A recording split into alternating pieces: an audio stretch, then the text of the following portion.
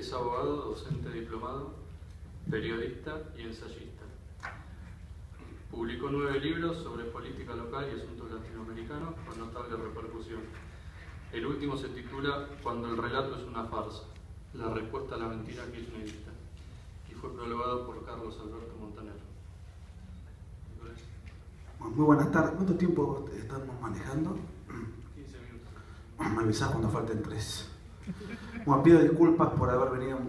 Vine de Mar del Plata hace un ratito, así que llegué un poquito tarde. Pido disculpas a los distinguidos colegas panelistas que tengo el honor de compartir hoy.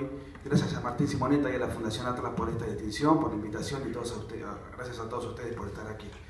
La realidad es que yo pensé que empezaba a 5:30. Ese fue un error de mi desorden cuando estaba viniendo.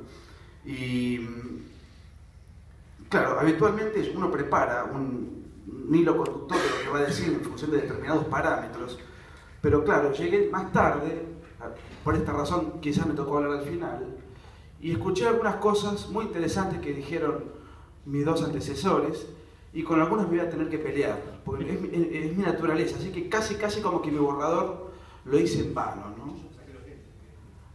No, pero en términos yo traje los guantes de Guillermo Moreno. Realmente es un placer poder polemizar en este ámbito académico tan distinguido, y no solamente de los que me refiero a los dos colegas, sino de las personalidades que veo en el público, donde uno se siente un poco intimidado. Está Armando Rivas, hay gente realmente de un gran nivel, muchos amigos y que a uno mismo le pueden dar mucha cátedra. Me empecé inquietando y un poco con lo que venías diciendo vos respecto a la política de derechos humanos del gobierno, con cual tengo una posición tomada bastante rotunda, dentro de la cual yo creo que no es que estamos pagando un costo político por llevar adelante una política de derechos humanos, sino que creo que el gobierno no lleva ninguna política de derechos humanos adelante. El gobierno lo que ha hecho es violentar el Estado de Derecho para juzgar a un sector determinado en función de arbitrariedades ideológicas y en función de revanchismos políticos, y para eso violentando directamente el Estado de Derecho. Porque si yo, para llevar adelante un juicio a un sector determinado, tengo que anular leyes, lo cual es ilegal, tengo que violentar el principio de cosa juzgada, tengo que hacerlo un golpe de Estado a la Corte Suprema de Justicia. Había 7 jueces, cambiaron 4 y pusieron 4 de facto. Un golpe de Estado a la Corte Suprema de Justicia, que además estaba implícito el pacto de que los jueces que se incorporaban por la ventana iban a anular las leyes de obediencia debida y punto final y los indultos, oportunamente dictados en democracia y convalidados por una Corte Suprema en democracia. Y leyes dictaminadas por parlamentos democráticos que querían poner fin a lo que la propia Corte Suprema de Justicia de la democracia en el año 85 determinó que lo que había ocurrido en la década del 70 había sido una guerra interna. Nadie hablaba de delitos de lesa humanidad, todos esos conceptos que se incorporaron con posterioridad no tienen ninguna relación con el conflicto acontecido en la década del 70 en Argentina durante la guerra antisubversiva. No lo digo yo, lo dice la Corte alfonsinista, que jamás usó la palabra lesa humanidad a la hora de juzgar a los comandantes. Con lo cual, además, no hubo delito de lesa humanidad, porque, entre otras cosas, el delito de lesa humanidad no existía en el momento en que los hechos ocurrieron. Y además, el delito de lesa humanidad es un concepto jurídico que está contemplado en los tratados de derechos humanos. Los tratados de derechos humanos, dicho ya de paso, no había ningún tratado de derechos humanos suscrito por la Argentina en la década del 70. Pero de todas maneras, los tratados de derechos humanos son aplicables en tiempos de paz. En tiempos de guerra se aplica otra legislación, en este caso la Convención de Ginebra, etc. ¿Y quién determina si lo que ocurrió fue una guerra o no? No lo determino yo, lo determinó la Corte Suprema de Alfonsín. Dijo que hubo una guerra interna y revolucionaria. O sea que la ley aplicable es otra. Si para destruir todo este andamiaje y llevar adelante un revanchismo político tengo que destruir el Estado de Derecho y hacerle un golpe de Estado, para mí no hay una política de derechos humanos. Hay una política que violenta los derechos humanos para cobrarse un revanchismo ideológico en favor y en beneficio de sectores que que violaron los derechos humanos, como lo fueron los guerrilleros. Y no violaron los derechos humanos.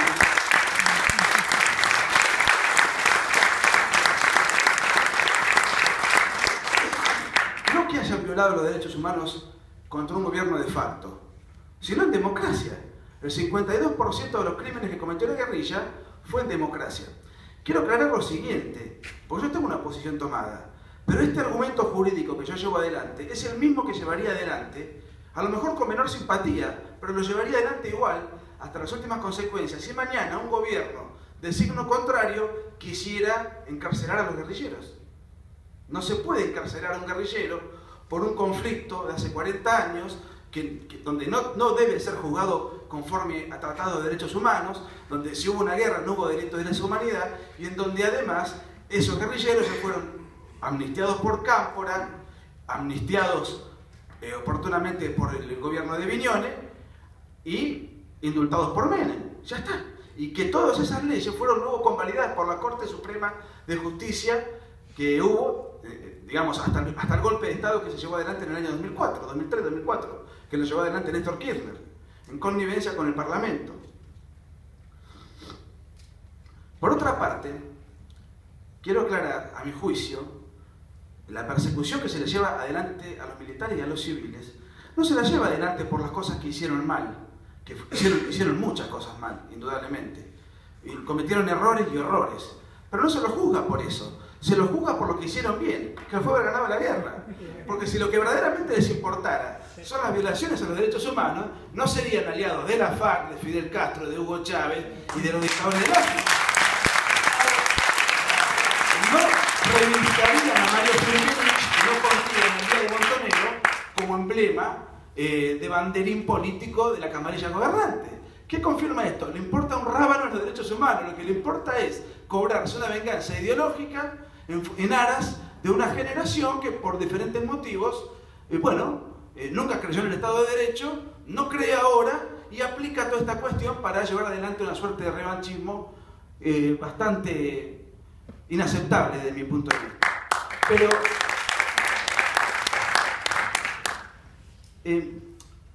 más allá de esa cuestión puntual, que es a mi juicio lo que ha ocurrido en torno a este tema, ¿no es cierto?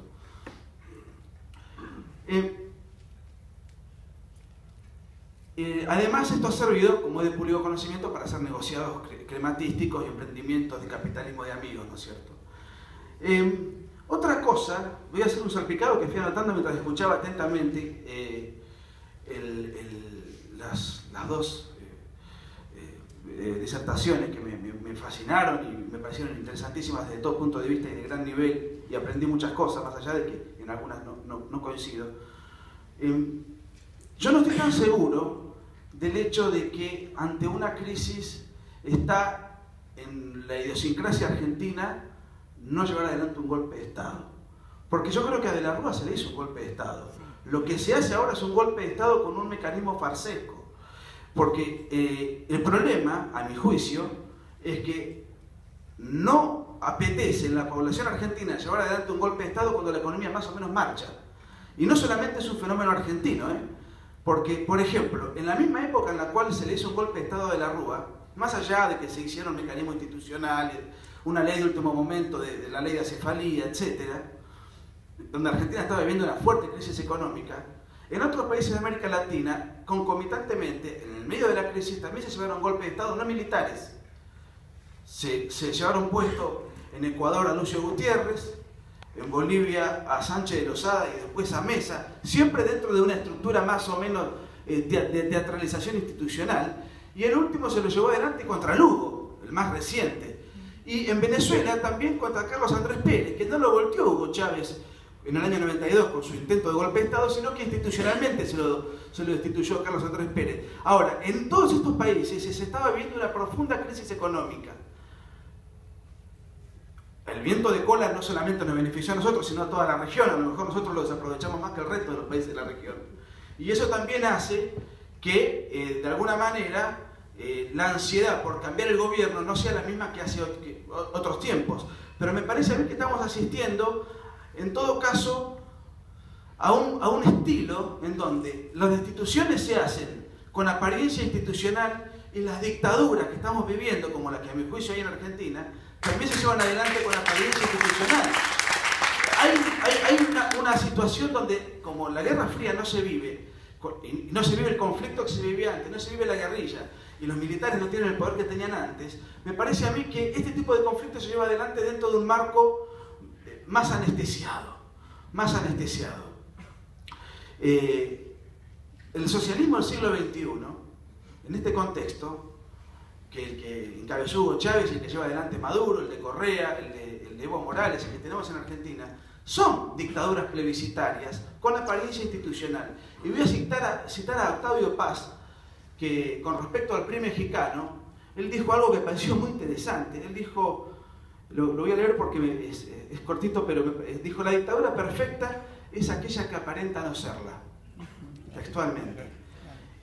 Ahora, algunos dicen, pero ¿cómo vamos a decir esto si estos gobiernos fueron votados por la gente? Ese es un argumento, porque es un argumento que escuché muchísimo, sobre todo en los cacerolazos del 2012. Muchos periodistas que se sentían un poco incómodos cuando algunos caceroleros decían que este es un gobierno dictatorial. Es un argumento muy pobre. Pinochet también ganó elecciones, ganó en el 78, ganó en el 80, en el 88 perdió y se fue. La ganó Fujimori, la ganó Chávez, la ganó Perón, que era un dictador. La ganó Salvador Allende, la ganó Hitler y la ganó Mussolini. Es decir, que un gobierno llegue al poder con la legitimidad del sufragio a mí me dice muy poco. Es un mecanismo de acceso. Lo que convalida que sea una dictadura o no, en términos reales, es el ejercicio del poder. Fidel Castro le hizo un golpe de Estado a un gobierno que había sido elegido por la gente, que era el de Batista. El de Batista era considerado una dictadura porque era arbitrario, y el de Fidel Castro no era considerado una dictadura, a pesar de que llegó por un golpe de Estado.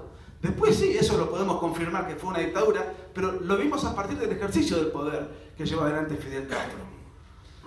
¿Y qué es una dictadura en términos modernos? Porque no podemos, hoy no hay lugar para un Stalin, no hay lugar para las grandes monstruosidades que se hicieron en el siglo XX, o para un Hitler, o para... Eso ya está de alguna manera muy perimido, la mundialización del derecho, la nueva tecnología, las redes sociales, todo es alivianado. Y la dictadura moderna aparenta no serla, como decía Octavio Paz, y entonces, de alguna manera, es más difícil desenmascararla, es más difícil denunciarla, y es más difícil desarmarla al mismo tiempo. Y quiero poner un ejemplo que me parece muy interesante de cómo los propios dictadores aprendieron, mejoraron en mucho su manera de ejercer ese autoritarismo. La dictadura, en términos actuales, definición de diccionario, es la concentración de los poderes en una sola persona o en una sola camarilla gobernante. Eso es una dictadura. No voy a hablar de la dictadura romana porque eso ya forma parte de un concepto jurídico, histórico, que no se aplica para la discusión política actual. Y si esa es la definición, y nosotros en el caso de Argentina nos encontramos con que el gobierno obviamente maneja el poder ejecutivo, obviamente ganó las elecciones, maneja el poder judicial porque tiene las mayorías pertinentes, y le hizo un golpe de Estado a la Corte Suprema de Justicia de la Nación, en donde controló el 57% de los miembros.